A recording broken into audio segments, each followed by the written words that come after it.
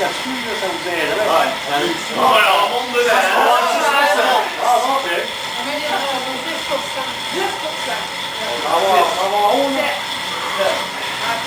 Elle porte en Europe, hein? Ouais. Pas dans ma cour. Hein?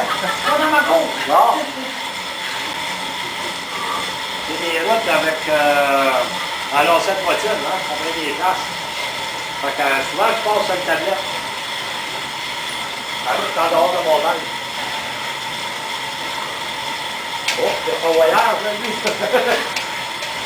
Non, c'est dans ma cour.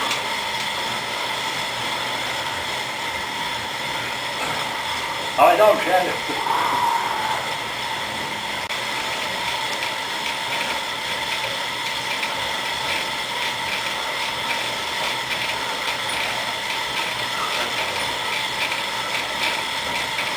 Sur la soirée, là, enlever la tension. Là, ben, vous mettez ça à 100, 110, ça vous danse, ça fait très. On n'a pas réglé le séparage.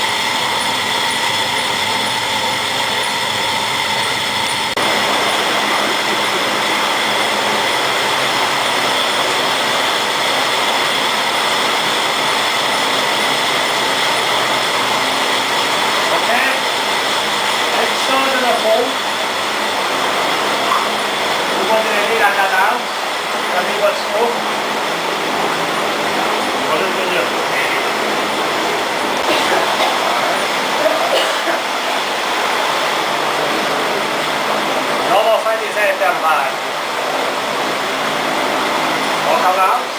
Dans le tapis, 15 secondes. Au maximum, vous pouvez aller. C'est parti. 15 secondes. Plus vite que tu peux.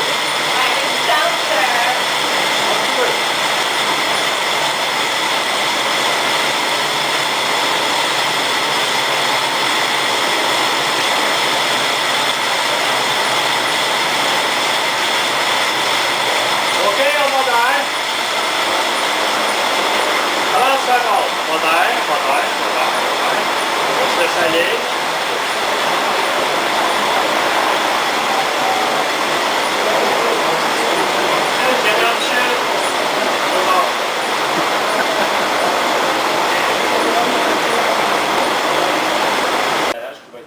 Ça va s'exprimer la plupart du temps en watts.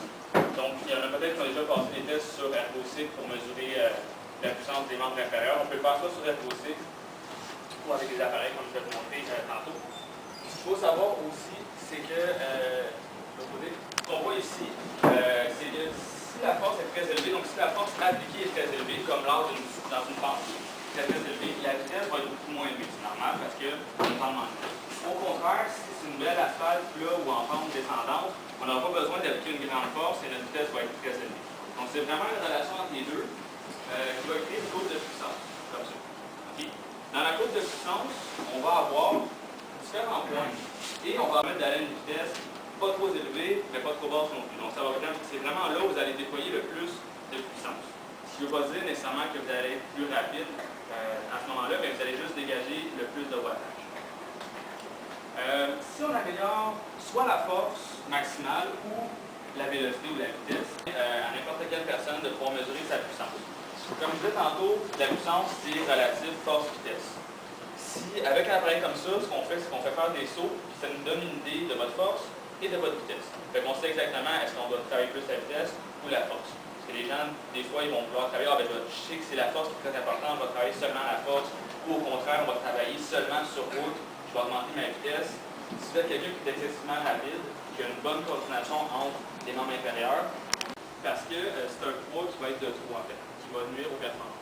Cependant, c'est intéressant d'aller travailler des muscles comme les lombaires, les abdominaux, les dorsaux, les bras, qui sont des muscles qui vont être sollicités de manière plus restreinte versus le bas du corps, mais sont quand même utilisés. Et dans la vie quotidienne de tous les jours, pour ne pas créer de débalancement, c'est intéressant aussi de travailler sur ces muscles, surtout abdominaux lombaires, pour ne pas avoir des lombalgies, des choses comme ça. Donc, c'est bien l'endurance, il faut la travailler, mais il faut faire attention. Si on se concentre à partir des 3-4 heures, toujours travailler en endurance, on peut être un coureur qui va être très très endurant, mais qui va être incapable de fournir un effort supplémentaire quand le temps va le demander. Soit du travail de côte, soit une augmentation du rouge, on dit on augmente la vitesse pour aller plus vite. À ce moment-là, la personne qui va être en endurance ne va pas produire cette vitesse supplémentaire-là. 80, 15, 14, 23, 51, 46, 21, 13, 33. Première gagnante. Vous allez vous voir avec l'activité. On continue la restante. C'est vrai que tu commences sur On continue la restante. Oui. 88, 8, 98, 2, 10, 79, 27, 16, 46. 46, 45, 45, 4, 18, 40. 40. Il y en a-t-il qui ont pas participé? 61. Mais il n'y a personne encore. Qu'est-ce qu'on fait? Est-ce qu'on en fait un autre? On fait un autre tour? OK. On recommence. 17, 15, 36, 3, 5, 28, 54, 51, 52. les diététeuses. Michel, il m'appelait sa diétologue. J'avais été présentée au petit bonheur de Clémence. Tu te souviens de ça? Clémence Desrochers avait une émission, elle m'avait présentée comme nutritiste. On m'a déjà présentée comme nutritienne. Alors, vous voyez qu'il y a toutes sortes de termes. Alors, le vrai bon terme, c'est bien diététiste, nutritionniste. Mais de plus en plus, je me présente comme conseillère en investissement. Donc, je m'en viens montrer, moi, comment investir dans votre santé, comment faire des bons placements alimentaires. Alors, le temps des REER vient de passer. Là, c'est le temps d'investir dans des REES. Alors, c'est quoi ça, des REES? Des régimes équilibrés d'épargne santé. Alors, ça, c'est comme bien important. Hein? Si on investit dans des REER, mais on n'investit jamais dans des REES, qu'est-ce qui risque de se passer? Du sel, un peu, pas trop. Et des assaisonnements, moi, je mets ce qu'on appelle de la levure Red Star. Michel, tu connais ça, hein? C'est bon, hein? Sérieusement. C'est une levure, c'est une petite poudre jaune qui goûte beaucoup de fromage. Puis c'est super nutritif. Fait que moi, je choucoute ça dans mon sac de popcorn et je brasse le popcorn et ça me fait. C'est moins que 25. Je sais pas, là. Vous êtes à l'épicerie, là. Moi, je suis pas à côté de vous, là. Ah, là, vous me posez des questions, mais normalement, quand vous êtes à l'épicerie, je suis pas là. Et là, je vous demande, là, mettons, votre conjoint vous dit, chérie, est-ce que c'est plus ou moins de 25 de gras, ça? Fait que là, vous regardez sa liste à côté, vous dites, bon, attends un peu, moi te dire ça. OK. Donc, il dit qu'il y a moins de 25